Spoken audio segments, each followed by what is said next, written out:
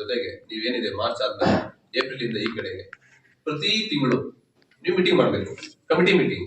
ಉತ್ಪಾದಕನೆಲ್ಲ ಕರೀದ್ರು ಕೂಡ committee meeting ಮಾಡೋ ಜವಾಬ್ದಾರಿ ನಿಮ್ದಿದೆಯಲ್ವಾ? ಕಮಿಟಿ ಮೀಟಿಂಗ್ ಮಾಡಿ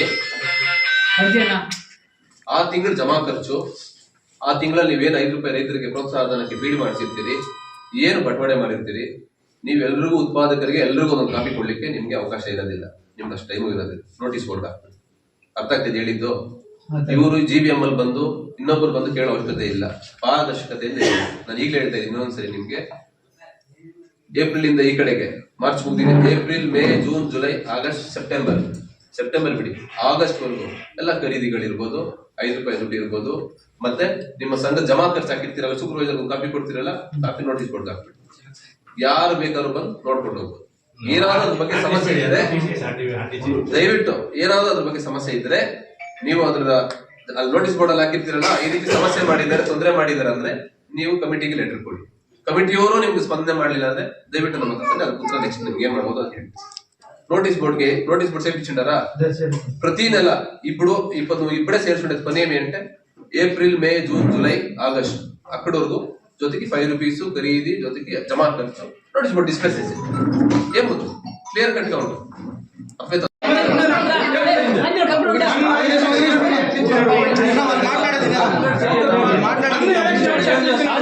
ఎవరు మాట్లాడుతుండా నువ్వు తప్ప మాట్లాడా ఇంకేం చేస్తా బుక్ లేదు కదా, బుక్ లేదు కదా, ఎవరు కట్టించుకోవాలి ఇస్తా ఉన్నారు.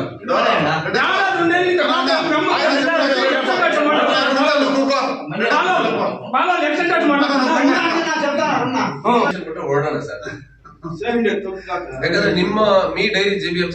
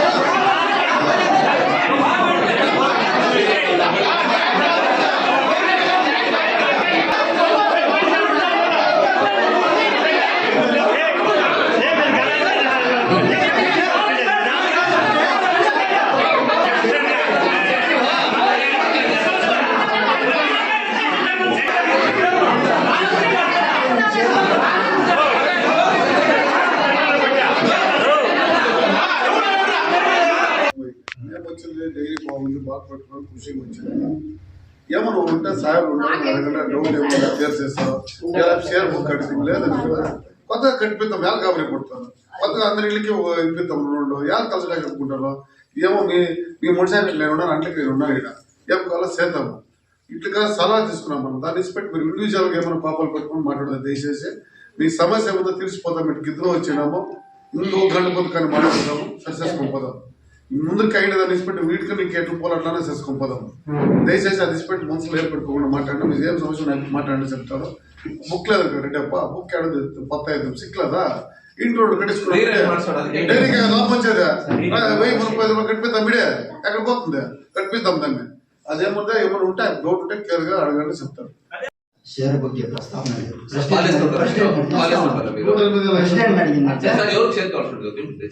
షేర్ అట్లా వాళ్ళకి రిన్యూవల్ చేయాలి సార్. మేమంతా పాస్ షేర్ ఉన్నాయి, రిన్యూవల్ చేయమంటే ఈ పర్టికులర్ ఏడాది సాయిబులు వచ్చే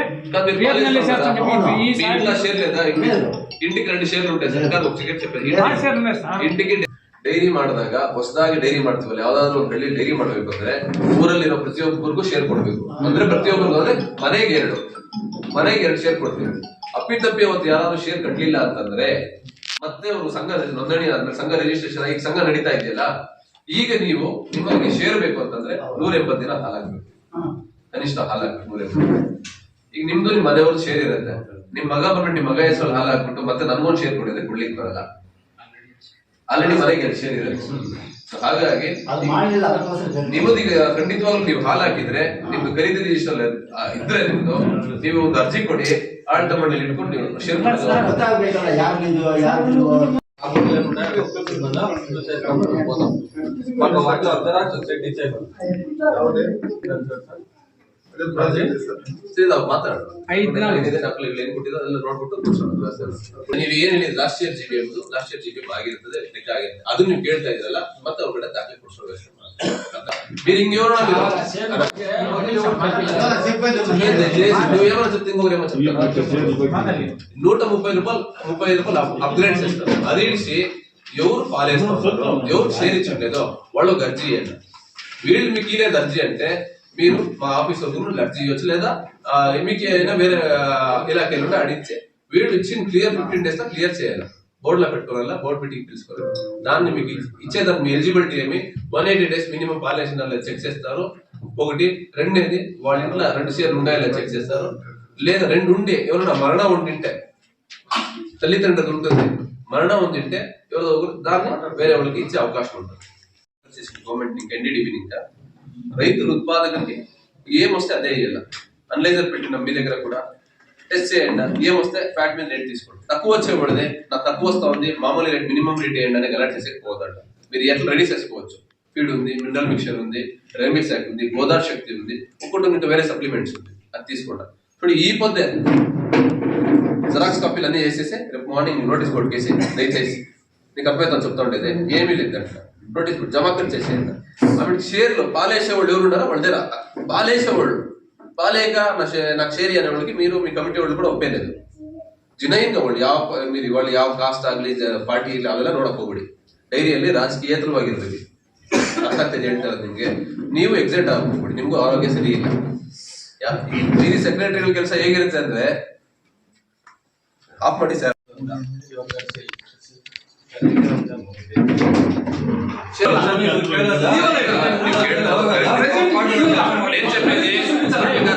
చెప్పేది డైరీ పెట్టినాడు, నాకు ఏమి బుక్ ఎవరు ఇచ్చినారు.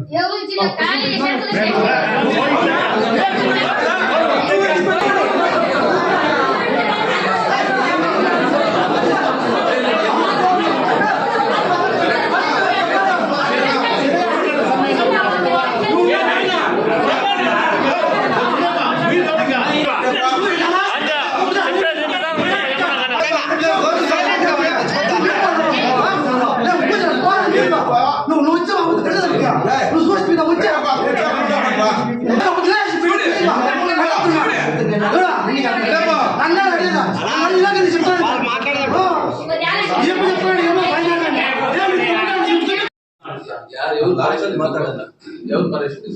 నేనే పారేసేది. బుక్ పారేసింది ఎవరు? బుక్ పారేసింది కూడు ఉంది టెస్టరా? కూడు చెప్తే బాగా తక్కువ సెకండ్